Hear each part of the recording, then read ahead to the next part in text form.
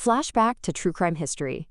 The duct tape cross. How Jose Baez turned the state's murder weapon into reasonable doubt. When people talk about the Caylee Anthony case, emotions run hot. Most of the public despises Caylee Anthony. Many can't stand her attorney, Jose Baez.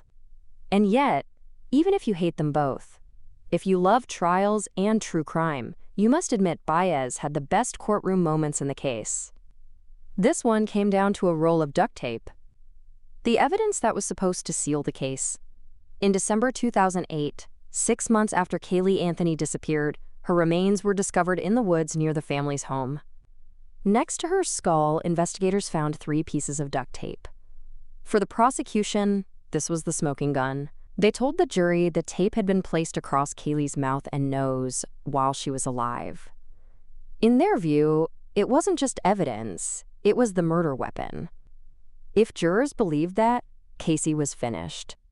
Baez finds a crack. But during cross-examination of Caylee's father, George Anthony, Jose Baez found his opening. Now, you just testified that when Caylee gave you the gas cans, it did not have duct tape on it, correct? Which one are you talking about, sir? There's 2 of them. When she said cans, it did not have duct tape on it. Which one are you referring to? Neither. Neither one of the gas cans had duct tape on it. Again, you're not being specific with me. I'm not trying to be argumentative, sir. You're not being specific with me. Can you see on your screen? Yes. That gas can. Yes, sir. And if you would describe that as being one that was a cylinder shape, I would agree with you, we wouldn't have had this. Okay. Is that clear enough for you? Yes, sir. That did not have duct tape on it, did it not? When my daughter gave it back to me that day on the 24th outside in our garage, our driveway area, it did not have a piece of duct tape on it. And we're clear about that? Yes. Crystal clear. Objection. Argumentative aspect. Sustained. So you wouldn't have probably put a piece of duct tape on that gas can? Objection. Speculation. Overruled. Ask the question, sir. If I can reiterate here, this piece of tape that's on this can right now, I'm probably the one to put that on prior to it being taken, because the simple fact is, I'm going to get very technical here for you. Whenever you have gas inside of a can and it gets a very fumy type thing, it could explode. So I probably put that in there when I set it aside. I'm just speculating probably what I did. You're going in an area, sir, that my life and my wife's life... Judge, I'm going to object to this narration and ask that it be stricken. Overruled. Mr. Anthony. Finish answering the question, sir.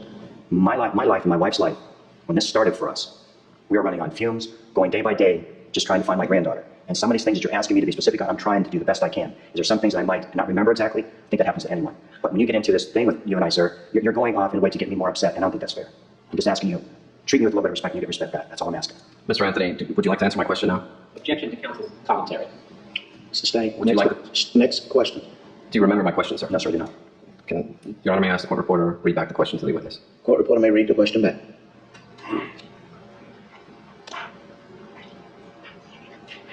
Question, so you wouldn't have probably put a piece of duct tape on that gas can? And your answer to that question, sir? To store that gas can in my shed, after receiving it back, I would put a small piece of duct tape on it to cover that vent hole so it wouldn't have a fumy smell inside of my shed. And you just testified a moment ago that you put that piece of duct tape on that can, did you not? I'm presumed that I'm the one to put that on there. Deposition page 160, line 11 and 12.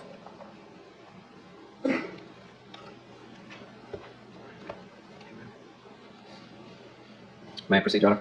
Sir? Sure. Do you recall giving a deposition on this case, sir? I've given numerous depositions on this case. On August 5th, 2009, Can you give me a location where this was held? at the State Attorney's Office. Yes, I remember that. I was present. Yes. Mr. Ashton was present. Yes. Your attorney, Brad Conway, was present. Yes. You took an oath Yes. to tell the truth, Yes. the whole truth, and nothing but the truth. Objection. Argumentative and internal commentary. Sustained. Rephrase the question. You took an oath to tell the truth, sir. Yes. And do you recall being asked a question by Mr. Ashton? Now, the gas can appears to have a piece of duct tape on it. Do you recognize that? And do you recall giving the following answer? I didn't put the duct tape on there. Okay, we can clarify this right now. This gas My can... question, sir, is, do you recall making that statement? Interrupted. Sustained. Let him answer the question. Mr. Anthony, you may answer the question, sir. I'm trying to clarify. This gas can was taken from my residence on 2 occasions. The second occasion that you're referring to, that it was taken, when I had seen the photograph of it, there was a larger piece of duct tape on there. I did not put that on there. If that's what you're talking about, sir. I'm referring to this piece of duct tape in the image standing that is right before you, sir. But sir, this is not the one that I was shown on August 5th of 2009. This is not the photograph that I was shown. If I can have just a moment, Judge. Mr. Anthony, I want to ask you a question. I want to be clear about it, so it's going to be a little bit of a long question. So this jury can be absolutely certain. The round cylinder gas can that you have had for over 20 years, when you gave it to law enforcement on August 1st, did it have a piece of duct tape on it? Yes. And you're 100% certain of that? Yes. Baez, did you ever put duct tape on your gas cans? George, yes, I did. On its face, it's such a basic question. But in that courtroom, it was dynamite. Because if George admitted that duct tape came from his garage, then suddenly the tape at the crime scene didn't look like a rare weapon. It looked like common household tape. And that raised the unspoken possibility. If George handled that tape, maybe George, not Casey, had placed it with Caylee's remains. Why this mattered? Remember, Baez didn't need to prove his alternate theory beyond a reasonable doubt. He just needed to make jurors hesitate. The defense theory was that Caylee drowned in the family pool. George found her, panicked, and disposed of her body. In that scenario, duct tape wasn't a murder weapon. It was part of a desperate cover-up. And here's the key. George didn't answer Baez's question with confidence. He hesitated. He hedged. He looked uncomfortable. For true crime diehards, it was one of those surreal courtroom moments where you sit forward on the couch. Why dodge such a simple question, unless the answer really mattered? The closing argument that hammered it home. Fast forward to closing arguments on July 3, 2011. Baez circled back to this moment. Then you'll recall the incident with the gas cans. That was reported missing to the police on June 24th. I labored over these gas cans throughout this trial because I think the issue is obvious. Who in the world reports gas cans missing? Who, not even in the state of Florida, how many times in the United States has someone called the police and said, someone stole my gas cans? And why is that duct tape on there? And why are there so many lies surrounding that gas can and that duct tape? It's not a coincidence. If so, it would be an incredible coincidence. You heard the test for chloroform, negative. The test for Xanax, negative. All of these other drugs, negative, negative, negative, negative, negative. Cause of death, unknown. And that's where the science ends. They want to tell you it's a homicide without telling you how. Why is it a homicide? Well, because I said so. Well, these are her three reasons. The injury was not reported to the authorities immediately. You don't need to be a doctor to know that. The body was hidden in a wooded area. Well, you don't need to be a medical examiner to do that either. Duct tape appeared to be applied to the lower face. Appeared. You don't need to be a doctor to know that, to render that opinion either. These are all opinions that have nothing to do with what this woman was trained to do. Nothing. Absolutely nothing. A person on the street riding a bicycle could give you these same facts and say the same thing. This is not science.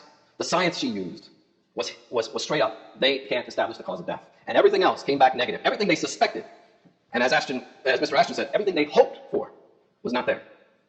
And you remember, Fury Millich got up here, and he testified to you, we did 3 search warrants on that house. We found no printing paper. We have found no paperwork having anything to do with chloroform. We found no receipts for purchases of chloroform. There were no purchases for chloroform found on this computer. They didn't find any chemistry kits. They didn't find any containers containing chloroform. They didn't find any ingredients making chloroform. They didn't find anything whatsoever having to do with chloroform.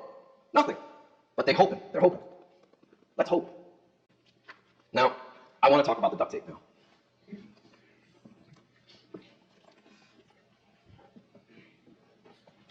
And it's strange how you would have one piece of evidence that can tell you so much. Actually, two pieces of evidence that say so much about what may have happened here, and so many lies that surround it. Did you get a clear answer from George Anthony as to the gas cans and the duct tape? You can ask yourselves that. You can ask why he made certain statements. You recall Linda Tenelli, the woman who worked at the command center, and said George used duct tape. He brought duct tape to the command center. And I'd like to re-show you this video if I can before we go any further. Gas cans and duct tape.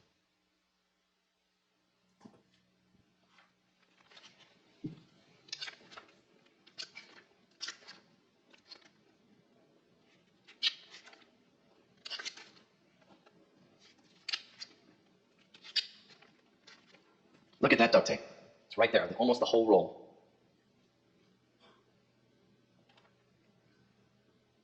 And Mr. Ashton was correct when he said this is rare duct tape. Hasn't been sold since 2007. It was in very little quantities. You probably have never seen duct tape with a logo on it. It's always gray and silver. But you may recall, when shortly, 10 seconds after playing this video, George Anthony took the stand. And I asked him, where'd that duct tape come from? And his answer was, I don't know. There were a lot of people at the command center. Could have been anyone. He wouldn't even admit that that was his roll of duct tape. Completely denied it. He even denied the location of where this video was taken. You heard the judge enter in a stipulation into this case by both the prosecution and the defense. We all agreed it was at that location, at that time, manned by this person, and he got up there and said, nope, it wasn't there, it was at another place. Then we have this issue with this photograph. Now, I'll bet you remember the first time I cross-examined him on this, I had some issues because it was the state's case and the photograph was not entered into evidence. The state did not use George Anthony to introduce this photograph. So when I cross-examined him, I was shut down. Objection, Your Honor. Sustained. Motion to strike granted. Disregard the last comment. He was not cross-examined on this topic. But he said something very interesting. He said, sir, that photograph you're showing me, I was shown other photographs during my deposition. That was not this gas can. You remember we got into the whole debate about the different, is it the round cylinder one? Is it the old one, the one you've had for 20 years? And then when it was our case, and the photograph was now in evidence, and I showed him his deposition transcripts, he went and looked at all the exhibits, and then said, yeah, that's the one they showed me during my deposition. He told you, under oath, that he was showing some other photograph, not this one, and played all kinds of games with this gas can. This is not a game. It's not a game at all. But yet he lied to you about this gas can. George Anthony lies when it's convenient for him. He lied to Mr. Ashton when he was taking his deposition, where Mr. Ashton said, but it is, so it's your testimony now that when they took it on August 1st, that it did not have duct tape over the vent. And George said, didn't have any duct tape over the vent. And when it came back to me, or at least the last time I saw it, now it had duct tape on it. And I didn't put it on there. But isn't your testimony here? Under oath, Mr. Ashton has to remind George Anthony, he's under oath, that you have a specific recollection that when the police officers took this from your home on August 1st, 2008, that piece of duct tape was not on the can. Please answer out loud, yes or no. It was not on the can. It was not on. Lying. Here's the photograph. August 1st, 2008. The duct tape's on there.